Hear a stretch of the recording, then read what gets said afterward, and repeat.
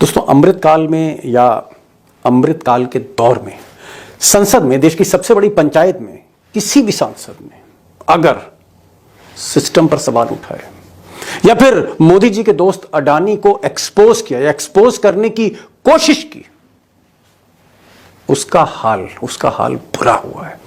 मिसाल के तौर पर सबसे पहले गाज गिरी राहुल गांधी पर, उसके बाद संजय सिंह जेल चले गए, कल महुआ मित्रा को एक्सपेल कर दिया गया, बर्खास्त कर दिया गया, और आज दानिश अली सस्पेंड किए गए। आज दानिश अली भी सस्पेंड किए गए। जी हां, दानिश अली भी सजा की कतार में खड़े कर दिए गए।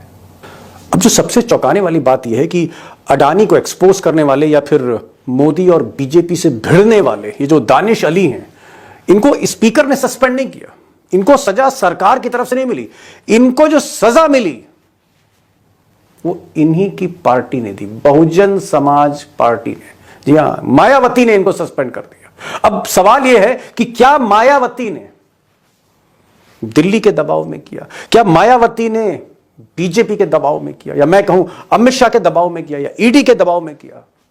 सवाल सबसे बड़ा ये, और सवाल यहीं से ये भी है कि क्या बहुत सी रीजनल पार्टियां जो इस देश में हैं, छोटी पार्टियां, क्या उनका रिमोट कंट्रोल उनके नेताओं के पास नहीं है? क्या उनका रिमोट कंट्रोल इन साहब के पास है? और क्या दानिश अली को जिस तर्ज पर बीजेपी के खिलाफ बोलने पर जिस तरह से उन्हीं की पार्टी ने सजा दी, उससे तो ऐसे ही लगता है कि इस मुल्क में कई ऐसे दल हैं जो रिमोट से चल रहे हैं, और रिमोट उन्हीं के पास है जो विपक्ष में नहीं, सत्ता में बैठे हैं।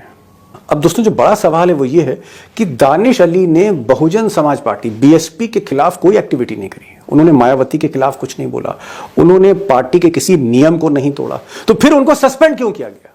क्या उन्हें इसलिए सस्पेंड किया गया क्योंकि वो संसद के अंदर, लोकसभा के अंदर मोदी के खिलाफ बोलते थे, अमित शाह के खिलाफ बोलते थे? क्या वो बीजेपी से भिड़ जाते थे? क्या वो अडानी को एक्सपोज करते थे?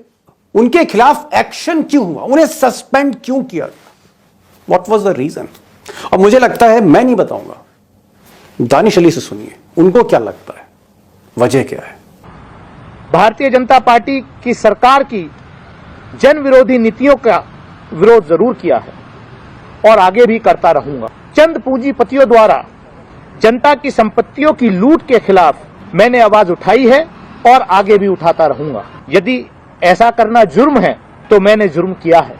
अब दानिश अली खुद कह रहे हैं कि वो बीजेपी का विरोध करते थे और बीजेपी का विरोध करते रहेंगे, मोदी का विरोध करते रहेंगे। उनका इशारा अडानी की तरफ है कि अडानी जैसे पूंजीपति जो देश लूट रहे हैं, संसाधन लूट रहे हैं देश के, उनका वो विरोध करते रहे हैं और आगे करते रहेंगे। और अगर ये जुर्म है तो इस जुर्म की सजा मुझे दी जाए, मुझे सजा दी जाए अगर ये जुर्म है। अब सवाल यह है कि दानिश अली ने क्लियर कर दिया कि बहन मायावती ने उन्हें सजा क्यों दी, उन्हें सस्पेंड क्यों किया, और ये बात जाहिर करती है, उनका खुलासा जाहिर करता है कि पार्टी का रिमोट कंट्रोल लखनऊ में नहीं है, किसी और के पास है, दिल्ली में। ऐसा दानिश अली की बातों से जाहिर होता है। अब दोस्तों, दानिश अली कोई मामूली सांसद नहीं, बल्कि इनकी चर्चा दुनिया भर में हुई, खासकर मुस्लिम वर्ल्ड में हुई, मिडिल ईस्ट में हुई, यूएस में हुई, यूरोप में हुई।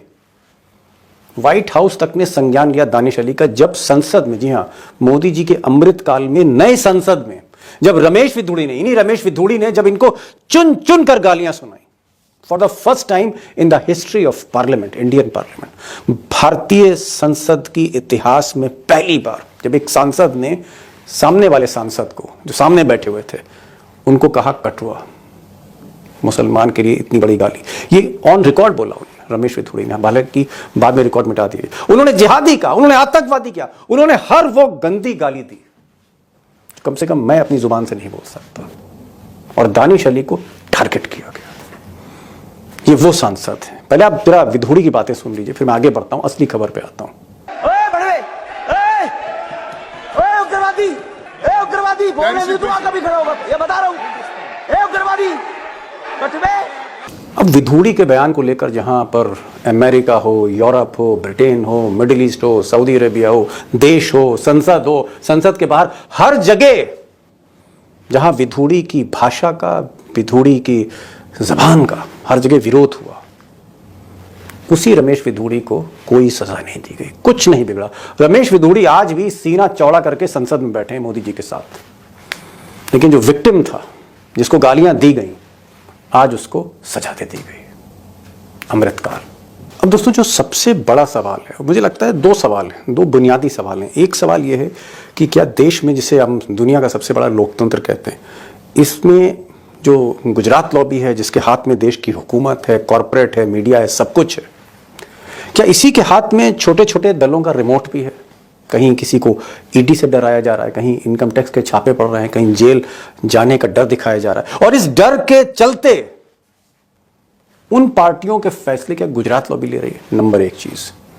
और अगर ऐसा है तो क्या बहुजन समाज पार्टी का रिमोट भी कहीं ना कहीं अमित शाह के हाथ में? ये भी एक सवाल है, चर्चा है इसकी, साक्ष्य नहीं है मेरे पास।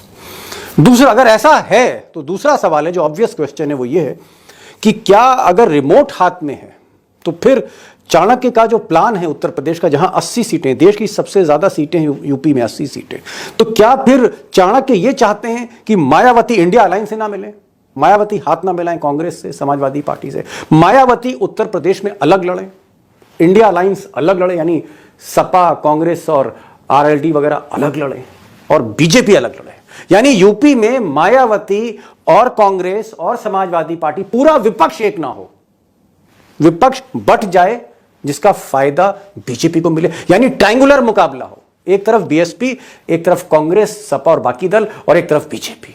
और जब ट्रायंगुलर मुकाबला होगा, जाहिर तौर पे मुस्लिम वोट बटेंगे, बाकी वोट बटेंगे, एडवांटेज बीजेपी को मिलेगा, और 14 और 19 की तरह 24 में भी बीजेपी स्वीप करेगी। और इसीलिए पहली कैजुअलिटी दानिश अली की हो गई। लेकिन दानिश अली की जो कैजुअलिटी है, ये बहुत कुछ बता गई, बहुत कुछ इशारा कर गई, और मैं इस इशारे को डिकोड करना चाहता हूं तह तक। दो खास मेहमान हैं, टाइगर हैं, जो आपको बताएंगे कि वाकई क्या रिमोट गुजरात लॉबी के पास में, और भी कई पार्टियों का। और दूसरा प्रोफेसर रविकांत, कि क्या मायावती जी ने गलती कर दी, क्या बहन जी से गलती हो गई, क्या वाकई मुसलमान नाराज हो जाएगा। और बीएसपी का जो वोट है, 2012 में 20% तक वोट था उनके पास, 2012 से पहले तक। आज भी 16% मुस्लिम्स उत्तर प्रदेश में बहुजन समाज पार्टी को वोट करते हैं। क्या मुस्लिम नाराज होगा मायावती से? और क्या मायावती रीथिंक कर सकती हैं, सोच सकती हैं आचार संहिता लगने पर? बहुत मौजूद सवाल है, बहुत मौजूद।